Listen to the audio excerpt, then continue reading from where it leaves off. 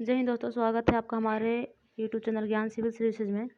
दोस्तों हम लोग 6 क्लास के एनसीईआरटी जो है मतलब हिस्ट्री पढ़ रहे थे। उसमें हम लोग चैप्टर 1 पढ़ चुके थे और चैप्टर 2 दोस्तों आज हम लोग पढ़ने वाले हैं। तो इसमें हम लोगों का चैप्टर 1 जो हम पढ़े थे उसमें क्या कब कहाँ और कैसे पढ़ लिए थे। इसमें दोस्तों हम लोग पढ़े थे कि अभिलेख और पांडुलिपि के बारे में, मतलब बहुत पहले क्या हुआ था और कैसे जाना जा सकता है। तो अभिलेख और पांडुलिपि किसे होती थी, प्रत्यात्वविद, इतिहासकार, ये सब जो खुदाई वगैरह के माध्यम से हम लोगों को बताते हैं।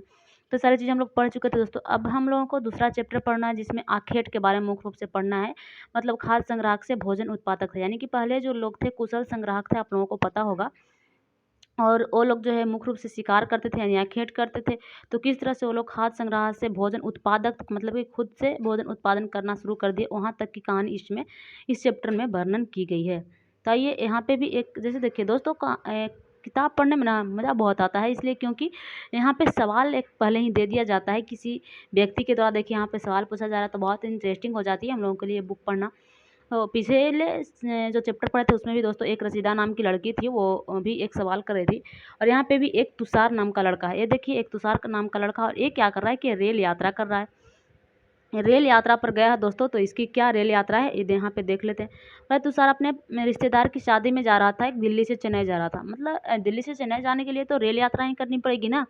तो दोस्तों एक क्या है कि ये तुषार जो है अपने रिश्तेदार की शादी में जो है दिल्ली से चेन्नई जा रहा है, और रेल में जो है इसको खिड़की वाली सीट मिल गई है। दोस्तों ये खिड़की वाली सीट यहाँ से बाहर का नज़ारा देख रहा है और ये सोच रहा है कि जब गाड़ी चल रही है तो बाहर की जो चीज़ें हैं, पेड़ पौधे हैं, खेत खलियाने, काफ़ी सारे जो चीज़ें हैं पीछे छूटते जा रहे हैं। दोस्तों ऐसे भी आप लोग रेल की यात्रा किए होंगे या फिर बस वगैरह में भी काफ़ी तेज़ी गति से गाड़ी अगर चलती है तो हम लोगों को जो चीज़ें होती है जैसे पेड़ पौधे या फिर रेल में प्लेटफॉर्म, ये सारी चीज़ें जो है हम लोगों को पीछे छूटती हुई नज़र आती है। तो इसके साथ भी ऐसा ही हो रहा है। इसको लग रहा है कि पेड़ पौधे, खेत खलियान सारी चीज़ जो है पीछे जो है छूटते जा रहे हैं। तो इसको दोस्तों ऐसा ही लग रहा है, और ये अपने चाचा के साथ जा रहा है।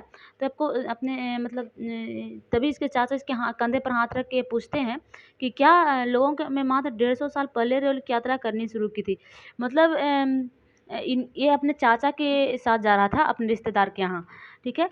तो इसको ये दोस्तों मतलब इसको चाचा कहते हैं, इसको इतना ही में जैसे इसको ऐसे ही खिड़की की तरफ झाँक रहा है और देख रहा है कि सारी चीज़ जो है पीछे छूटते जा रहे हैं। तो खुद ही सोच में पड़ा हुआ है, लेकिन इसी बीच इसको चाचा जो एक वर्ड बोलते हैं और बोलते हैं कि पहले रेलगाड़ियाँ नहीं थी, आज से सिर्फ 150 साल पहले ही जो है रेल की यात्रा शुरू हुई है, और इसके बाद कुछ दशक बाद आई।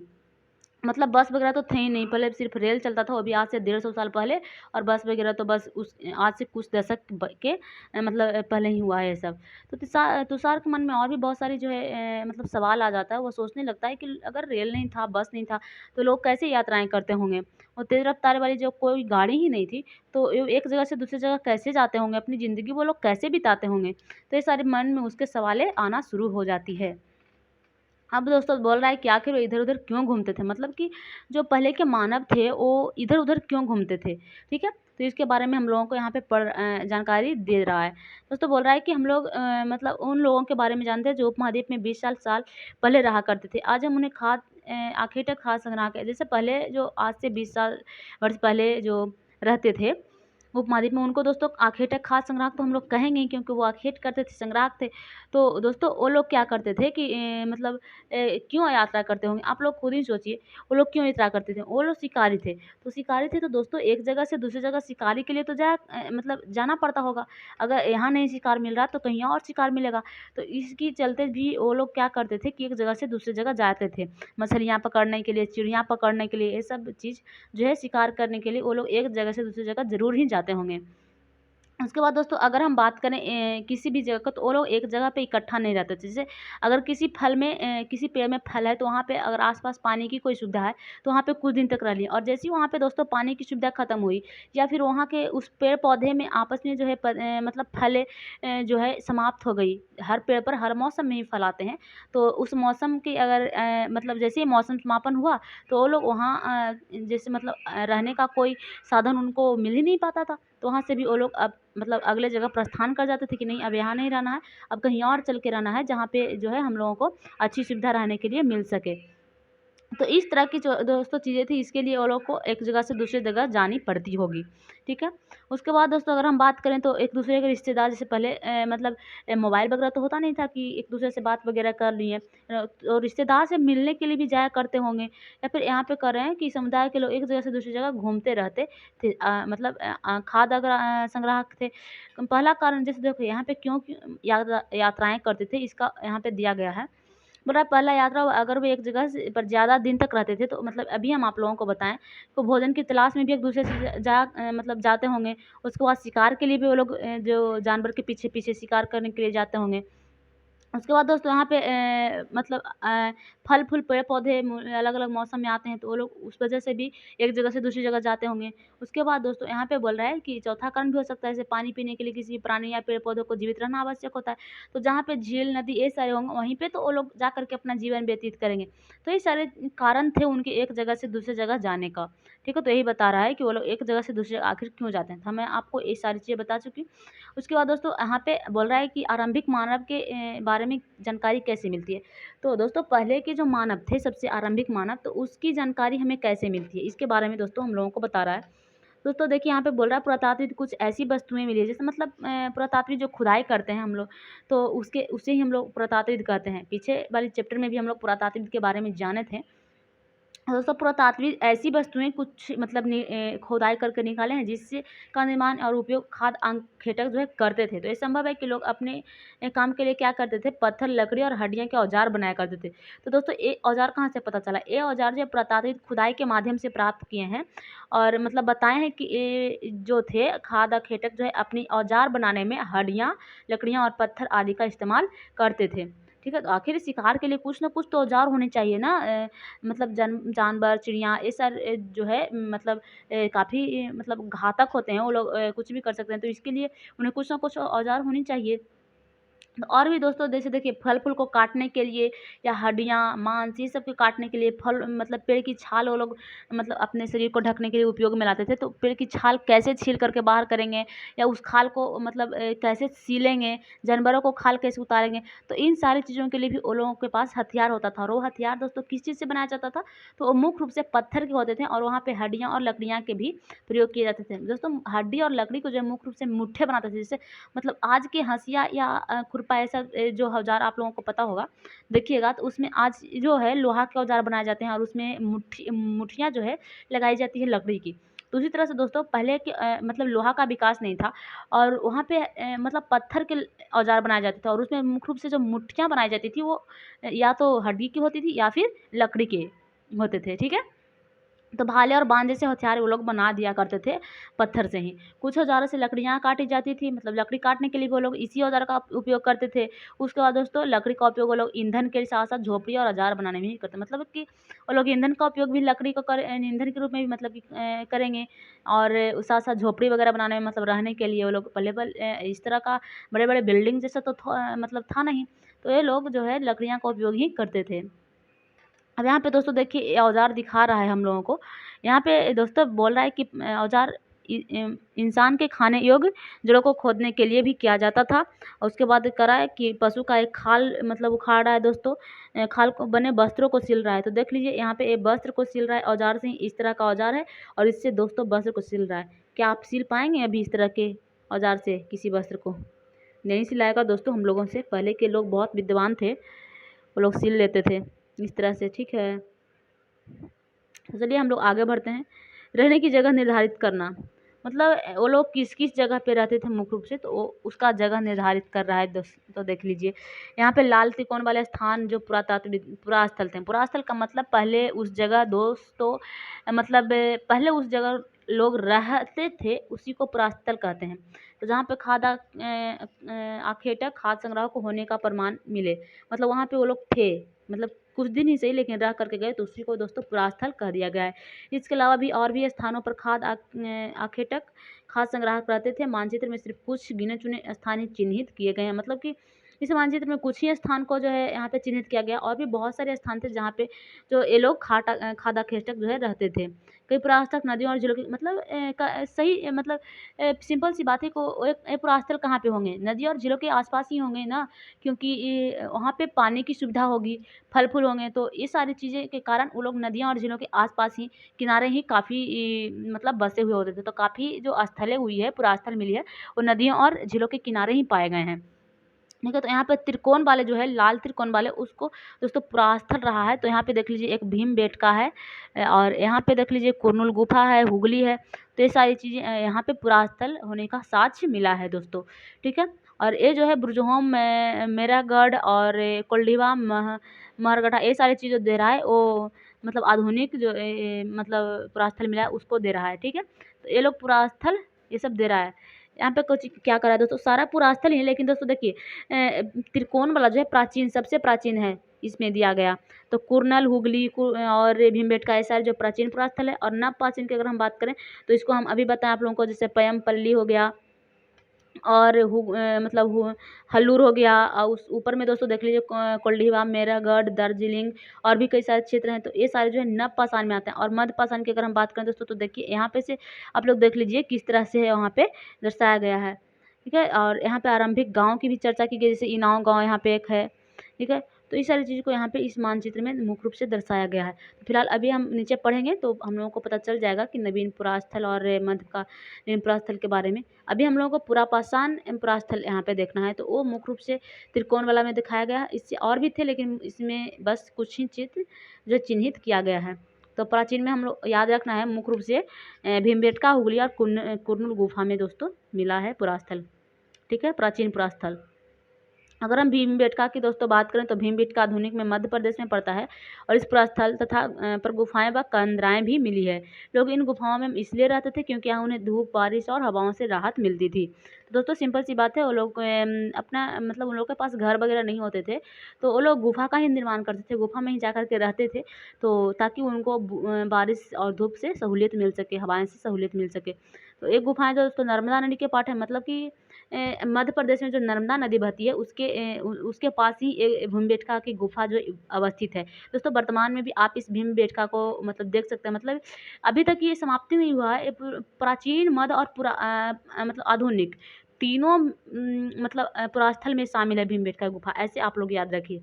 ठीक है, यहाँ पे बोल रहा है दोस्तों, चूंकि पत्थर का उपकरण बहुत महत्वपूर्ण थे, इसलिए लोग ऐसी जगह ढूंढते थे जहाँ अच्छे पत्थर मिल सके। मतलब कि पत्थर कहीं वो लोग औजार बनाते थे, तो इसलिए वो लोग ऐसे जगह ढूंढते थे जहाँ पे उनको अच्छी तरह से पत्थर मिल सके, मतलब अच्छा पत्थर जहाँ पे वहीं पे हम रहना पसंद वो लोग करते थे, ताकि हम लोगों को मतलब औजार बनाने में सहूलियत मिले। ठीक है, अब दोस्तों यहाँ पे एक चित्र दे रहा है, देखिए जिन गुफाओं के में लोग रहते थे उनमें कुछ दीवारें पर चित्र मिले, मतलब कि वो लोग चित्र भी बनाते थे, मतलब सेल, वो लोग इतना जानकार थे, सेल बनाना जानते थे। तो हाँ दोस्तों ऐसा है, क्योंकि ये जो चित्रें मिली है इनसे पता चलता है कि वो लोग को सेल का विकास था। तो कुछ सुंदर उदाहरण मध्य प्रदेश और दक्षिण उत्तर प्रदेश की गुफाओं में मिले चित्र है। इसमें जंगली जानवर के की बड़ी कुशलता से सजीव चित्रण किया गया, मतलब ये सजीव चित्रण, जैसे देखिए यहाँ पे एक भागा जा रहा है आगे आगे, और एक जानवर है और पीछे से एक शिकार करने के लिए इसके पीछे दौड़ा जा रहा है। तो ये सजीव चित्रण दोस्तों एक प्रकार से किया गया है।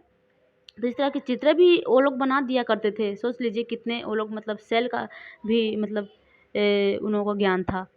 अब दोस्तों देखिए ये जो है यही दे रहा है हम लोगों को, यही है मतलब भीमबेटका की गुफा, इसको देख लीजिए आप लोग, भीमबेटका की गुफा दे रहा है।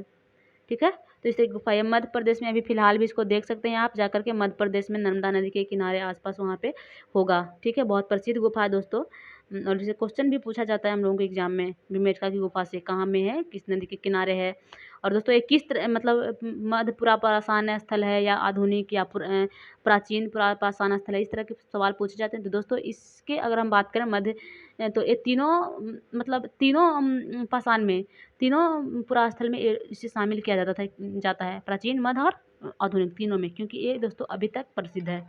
ठीक है, अगर दोस्तों बात करते हैं यहाँ पे देखिए पुरास्थल के बारे में बोल रहा है कि पुरास्थल क्या होता है। तो दोस्तों पुरास्थल उस स्थान को कहते हैं जहाँ औजार बर्तन और इमारत जैसी वस्तुओं का अवशेष मिलते हैं।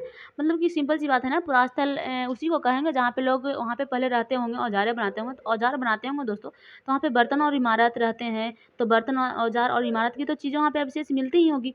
तो ऐसे वस्तुओं का निर्माण लोगों ने अपने काम के लिए किया था और बाद में वो उन्हें ही वहाँ पे छोड़ गए और कहीं दूसरी जगह चले गए तो वहीं पे छोड़ करके चले हो गए होंगे। तो पुरास्थल से ये सारी चीज़ें प्राप्त की गई है। ये ज़मीन के ऊपर अंदर कभी-कभी समुद्र और जल नदी के तल में भी पाए जाते हैं। इन पुरास्थलों के बारे में आपको अगले अध्याय में बताया जाएगा। ठीक है।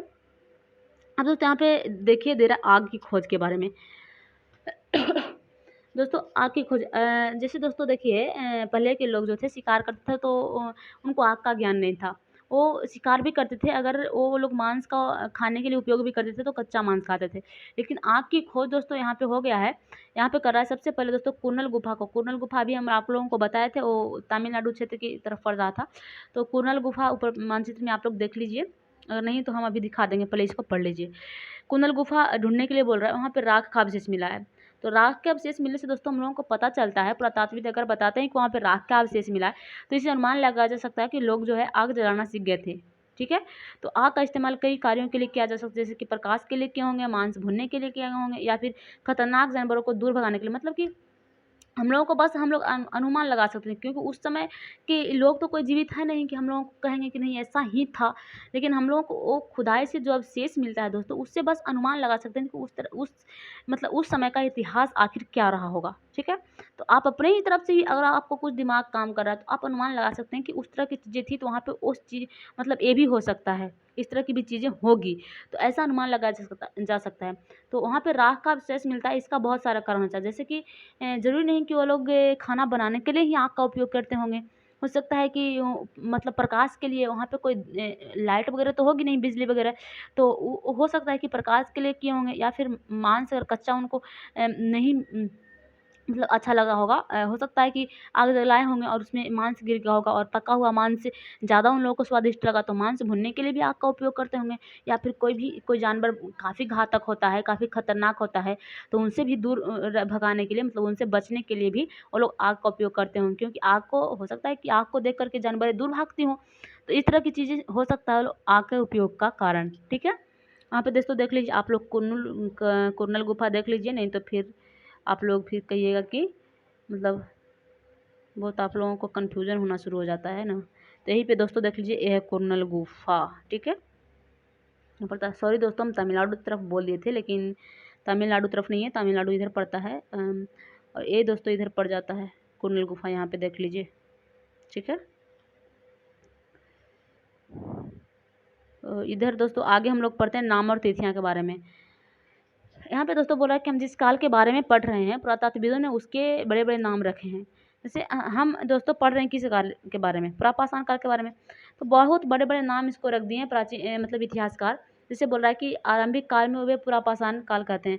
जैसे सबसे पहले की अगर काल की बात करें तो उसको पुरापाषाण काल कहते हैं। पुरा यानी प्राचीन, और पाषाण का मतलब पाषाण मतलब होता है पत्थर। तो मतलब जो प्राचीन पत्थर वहाँ पे निर्माण किया गया हो तो उसको पुरापाषाण कहेंगे। यह नाम पुरास्थलों से प्राप्त पत्थरों के औजार के महत्व से को भी बताता है। पुरापाषाण काल 20 लाख साल पहले से 12,000 साल पहले के दौरान माना जाता है। मतलब पुरापाषाण काल जो है, पुरापाषाण मतलब पहले का पाषाण, पहले का काल। तो दोस्तों इसको 12 मतलब 20 लाख से 12,000 साल पहले की अगर हम काल बोलें तो उसको पुरापाषाण काल कहेंगे। इस काल को 3 भाग में, मतलब पुरापाषाण काल को भी 3 भाग में विभाजित करके पढ़ते हैं हम लोग। जैसे आरंभिक, मध्य और उत्तर। मतलब इसका मतलब हुआ कि आरंभिक मतलब सबसे पहले, मध्य मतलब बीच में, उत्तर मतलब बाद में। तो पुरापाषाण को भी दोस्तों हम लोग 3 भाग में बांट करके पढ़ते हैं। आरंभिक पुरापाषाण काल, मध्य पुरापाषाण काल और उत्तर पुरापाषाण काल। मानव इतिहास की 99% जो कहानियाँ हैं वो इसी काल में मतलब पुरापाषाण काल में ही वर्णित है, पुरापाषाण काल के दौरान ही घटित हुई है। जिस काल में हम पर्यावरण बदलाव करते हैं उसे मेसोलिथ यानी मध्यकालीन का युग कहते हैं। मतलब जिसमें हम लोग को पर्यावरण बदलाव हुआ, कुछ मानव जीवन में कुछ खास तरह से बदलाव हुआ, पर्यावरण की पूरी तरह बदलाव हो गया, तो उसको हम लोग कह देते हैं मध्यपाषाण काल, जिसका समय हम लोगों को 12,000 से 10,000 साल पहले तक माना जाता है। सोच लीजिए दोस्तों 20 लाख साल पहले से 12,000 की साल तक हम लोग को पूरा पाषाण काल के अंतर्गत पड़ेगा। और दोस्तों 12,000 से 10,000 बस इतनी छोटी सी टाइम में हम लोग को मेसोलिथ मतलब कि मध्य पाषाण काल को कहते हैं। इसके बाद इस काल में पाषाण औजार बहुत छोटे हो गए थे, तो इसको माइक्रोलिथ यानी लघु पाषाण भी कहा जाता है। मतलब कि पहले बहुत बड़े बड़े पत्थर होते थे औजार के लिए, और फिर औजार को अपना ये लोग पत्थर को त्रास त्रास कर छोटा बनाए और औजार को बहुत छोटे छोटे जिसके पॉकेट में भी रख सकते हैं, तो इस तरह के छोटे बनाए और भी औजार। तो इसको दोस्तों इसीलिए इस काल को मतलब मध्य पूरा पाषाण काल को लघु पाषाण भी कहा गया, मतलब छोटा पाषाण मतलब छोटा पत्थर का उपयोग, और इसे इंग्लिश में माइक्रोलिथ इसी को कहा जाता है। प्राय इन औजारों को हड्डियां या लकड़ियों के मुट्ठे लगे हंसिया या आरी जैसे औजार मिलते थे। तो उस समय दोस्तों हंसिया या आरी मिलने लगे थे, जिसका नाम आप लोग सुन चुके होंगे। साथ साथ पुरापाषाण युग वाले औजार भी इस दौरान बनाए जाते थे। मतलब जो पहले बनाए जाते थे पुरापाषाण में जो मतलब औजार, वो अभी तक बनाए जाते थे। ऐसा नहीं था कि नहीं बनाए जाते थे, बनाए जाते थे। अ, दोस्तों बोल रहा है कि अगले युग की शुरुआत 10,000 साल पहले से होगी, जिसे नवपाषाण युग कहते हैं। नवपाषाण युग का क्या मतलब होता होगा? मतलब इसका मतलब ये है कि नवपाषाण मतलब नया अभी वाला, तो इसी का मतलब पूछ रहा है कि उसका क्या मतलब होगा, मतलब कि अभी जो हम लोग औजार यूज करते हैं उसका मतलब है क्या। तो यहाँ पे कह रहा है कि हमारे कुछ स्थान का नाम दिए गए, अगले अध्याय में तुम्हें इन अनेक नाम मिलेंगे। अक्सर यह पुराने पाषाणों के लिए उन नामों का प्रयोग करते हैं जो आज प्रचलित है, क्योंकि हमें ज्ञात नहीं है कि उन काल में अनेक क्या नाम हो रहे होंगे। मतलब कि आज जो हम लोग जैसे कई राज्य हैं, मतलब बिहार ही है, तो पहले उस तरह के बिहार को क्या किस नाम से जाना जाता होगा ये हम लोगों को पता नहीं है। तो उस आज हम लोग को जो नाम ज्ञात है उससे ही हम लोग इसका मतलब अध्ययन करते हैं। तो दोस्तों यही तीनों यहाँ पे दर्शाया गया है। इस मानचित्र को आप लोग अच्छे से देख लीजिएगा। अगर आप के पास बुक नहीं है तो इससे जो इस मानचित्र को आप लोग स्क्रीनशॉट ले सकते हैं, ठीक है, ताकि देख सके अच्छे से। यहाँ पे देख लीजिए मेरहगढ़ है दोस्तों, और बुरझोम यहाँ पे है, और कोल्डीवा महागढ़ा चिनार दार्जिलिंग। तो ये सारी चीज़ें है नवपाषाण पुरास्थल के अंतर्गत आता है। सबसे अधिक दोस्तों इसमें मतलब नवपाषाण पुरास्थल भी दिया गया है। और हरे रंग के जो देख रहे हैं गोल टाइप का बिंदु टाइप का है उस मध्य पाषाण है, ठीक है। तो इसमें बारागिरी आ जाता है, आदि चंदनेलूर, दो चित्र यहाँ पे दे रहा है, देख लीजिए। तो आप लोग देख लीजिएगा, ठीक है। अब दोस्तों हम आगे पढ़ते हैं। ये हम बोले जलवायु परिवर्तन यहाँ पे बोल रहा है।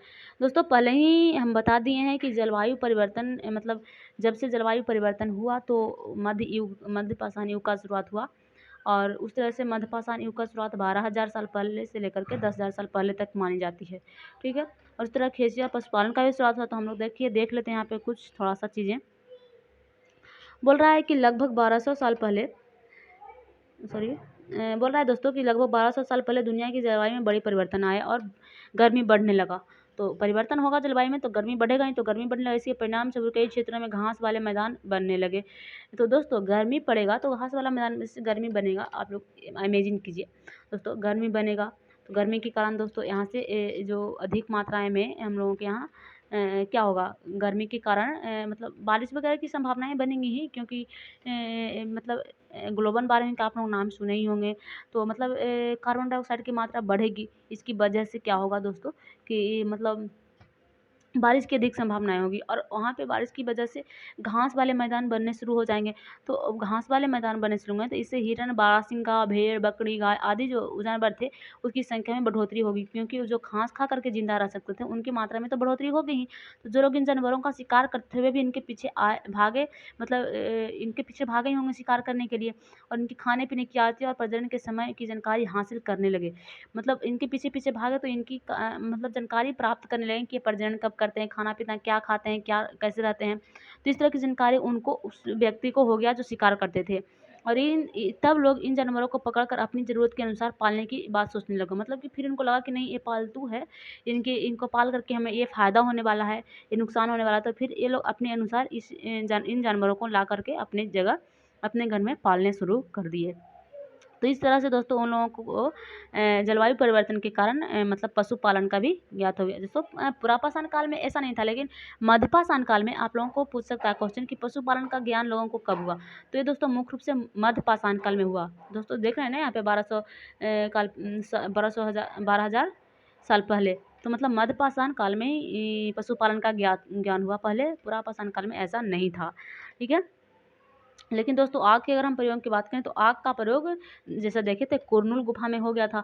तो वो दोस्तों मतलब प्राचीन काल में ही हो गया था, प्राचीन पाषाण काल में ही, ठीक है, क्योंकि कुरनूल गुफा उसी क्षेत्र में आता है पाषाण में, ठीक है। यहाँ पे दोस्तों जो लोग शिकार करते, यहाँ पे पढ़ लिए, जो लोग शिकार करते थे उनके पीछे जा भागे और इस तरह को उनको पालना शुरू कर दिया। साथ ही इस काल में मछली भी भोजन का महत्वपूर्ण स्रोत बन गई। लोग जानना शुरू कर दिए कि मछली खाने योग्य जो है, तो उसको मछली का जो है भोजन के स्रोत बना लिए।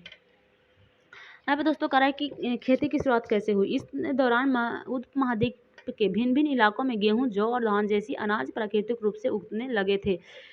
दोस्तों यहाँ पे कोई बोया नहीं, यहाँ पे अपने आप ही क्या हुआ कि फसल उगने शुरू हो गए। मतलब गेहूं हो गया, जौ हो गया, धान हो गया, तो अपने आप उगना शुरू हो गया। मतलब अपने आप का मतलब नहीं समझ रहे हैं। जैसे कि ये लोग जैसे अभी भी कहीं भी जैसे कहीं मतलब गिर गया हो कभी गेहूँ जौ वहाँ पे, तो उस तरह की चीज़ें वहाँ पे प्राकृतिक रूप से उगने शुरू हो जाते हैं। तो पहले तो ऐसी चीज़ें थे नहीं, लेकिन प्राकृतिक रूप से क्या हुआ कि वहाँ पे गेहूँ जौ जैसी फसल जो है उगने शुरू हो गए थे।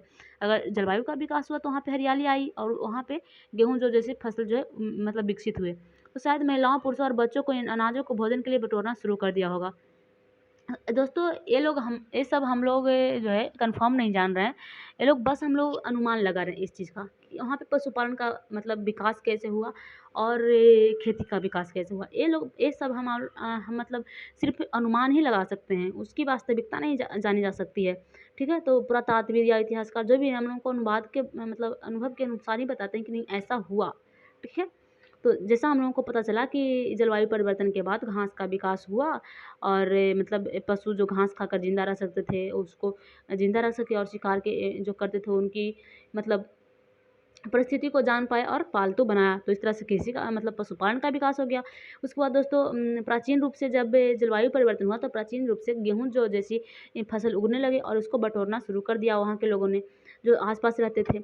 और साथ ही ये भी सीखने लगे कि अनाज कहाँ उगते थे और कब पककर तैयार होते थे। मतलब उनको रहते-रहते पता चल गया कि कब उगते हैं, कब पककर तैयार होते हैं, ठीक है। ऐसा करते-करते लोगों ने अनाजों को खुद ही पैदा करना सीख गया और वो लोग धीरे-धीरे कृषक बन गए। अब बोल रहा है कि इस तरह के लोग अपने घरों में आस-पास चारा रखकर जानवरों को आकर्षित करना पालता, मतलब जैसे देखिए वो लोग तो पशु का शिकार करते थे, तो पशु इनके पास आना नहीं चाहती होगी कि मतलब देखते ही वो लोग भाग खड़े होते होंगे। तो इस तरह से ये लोग किए क्या कि अपने घर के पास चारा रख देते थे, जिससे कि जानवर आए आकर्षित होकर उस चारा खाने के लिए हम उनको पालतू बना सकें। ठीक है? ताकि मतलब जानवरों का भय ख़त्म हो कि हम आपको शिकार नहीं कर रहे हैं, हमको मार नहीं रहे हैं, हम आपको जो है पालतू बना रहे हैं। ठीक है? तो सबसे पहले जिन जंगली जानवरों को पालतू बनाया गया था वो मतलब कुत्ता का ही पूर्वज था। कुत्ता तो नहीं था लेकिन कुत्ता का ही पूर्वज था, जिसे सबसे पहले जंगली बनाया गया था, मतलब पालतू बनाया गया था, सॉरी। तो कोई पूछे कि पहले सबसे पहले पालतू किस जानवर को बनाया गया, तो वो कुत्ता का जंगली पूर्वज था, ठीक है। धीरे-धीरे लोग भेड़, बकरी, गाय इस सारी चीज़ों को जो है नज़दीक ला कर के पालने लगे। ऐसे जानवर जो झुंड में रहते थे और ज़्यादातर घास खाते थे, अक्सर लोग जंगली जानवरों को आक्रमण से उनकी सुरक्षा किया करते थे और इस तरह धीरे-धीरे वो पशुपालक बन गए। ठीक है? तो पशुपालक और मतलब खेती का विकास वहाँ कैसे-कैसे हुआ, तो ये सब पता चल गया हम लोगों को। आगे दोस्तों यहाँ पे दर्रा की बसने की प्रक्रिया। वो लोग को बसना कैसे शुरू हुई? एक जगह पे बसना का मतलब एक जगह पे रह कर के बस जाना, मतलब एक जगह से दूसरी जगह नहीं जाना, ठीक है? उसको दोस्तों एक जगह से दूसरी जगह जो जाते हैं उसको प्रवासक कहते हैं। प्रवासक होते हैं, प्रवासी, ठीक है? तो आज भी प्रवासी का नाम है, कई सारे ऐसे मतलब जानवर, पक्षी या फिर लोग भी हैं जो प्रवासी तरह के हैं।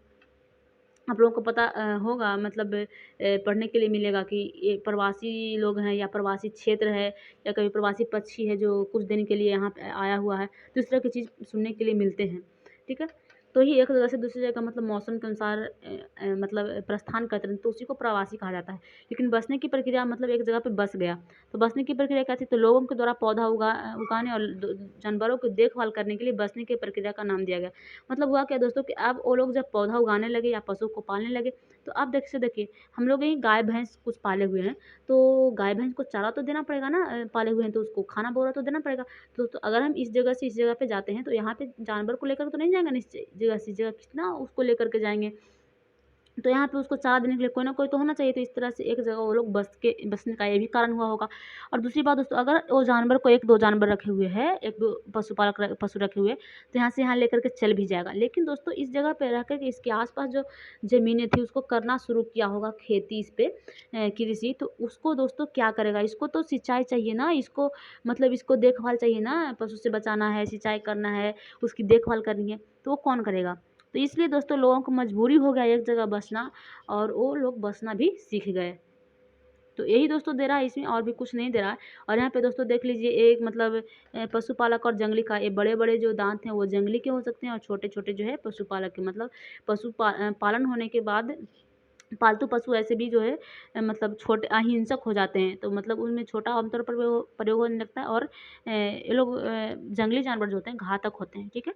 खतरनाक, तो इस तरह से उनमें बड़े होते हैं।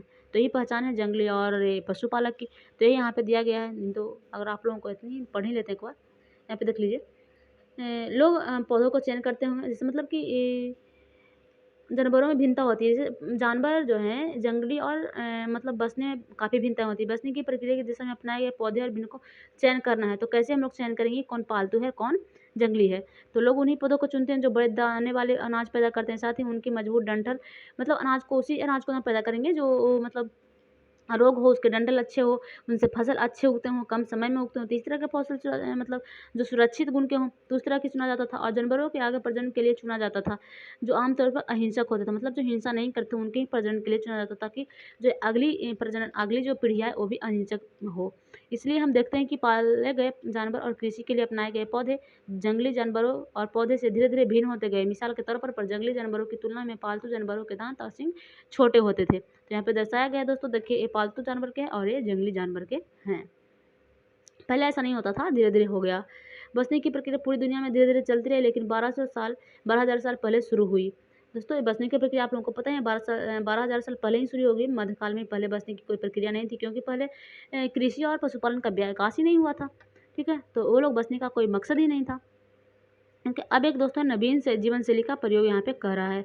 तो कैसे नवीन जीवन शैली का प्रयोग हुआ वो हम लोग आगे पढ़ेंगे अगले वीडियो में। फिलहाल इस वीडियो को हम यहीं स्टॉप करते हैं, क्योंकि वीडियो ज़्यादा लंबा हो जाएगा तो आप लोग अच्छी ढंग से पढ़ नहीं पाइएगा। दोस्तों यहाँ पे आप लोगों को एनसीईआरटी पढ़ना काफ़ी आवश्यक हो जाता है सिविल विशेष के लिए। तो दोस्तों अगर आप लोग एनसीईआरटी पढ़ चुके हैं तो बहुत अच्छी बात है, नहीं तो अगर नहीं पढ़े हैं तो आप लोग पढ़ लीजिए, या तो मेरे माध्यम से या फिर कहीं और की भी अगर पढ़ रहे हैं, या फिर आपके पास कोई बुक है, या फिर आप गूगल से नेटवर्क से मतलब कहीं से भी आप लोग पढ़ते हो पीडीएफ डाउनलोड करके, कहाँ कहीं से भी आपको एनसीईआरटी पढ़ने में अगर इंटरेस्ट लग रही है तो वहाँ से पढ़ लीजिए दोस्तों, क्योंकि एनसीईआरटी पढ़ने के बाद ही आप लोगों को एडवांस बुक अच्छे समझ में आएगी और काफ़ी सहूलियत भी मिलेगी पढ़ने में, और काफ़ी मज़ा भी आएगा। ठीक है? तो दोस्तों और अगर आपको हमारी वीडियो पसंद आती है, आपको अच्छी लग रही है हमारी वीडियो पढ़ने में, तो दोस्तों इस वीडियो को लाइक शेयर कर दीजिए, और आप सब्सक्राइब भी कर दीजिए, ताकि आपको जब भी हम वीडियो अपलोड करें आप पर चला जाए। ठीक है? तो थैंक यू दोस्तों, जय हिंद।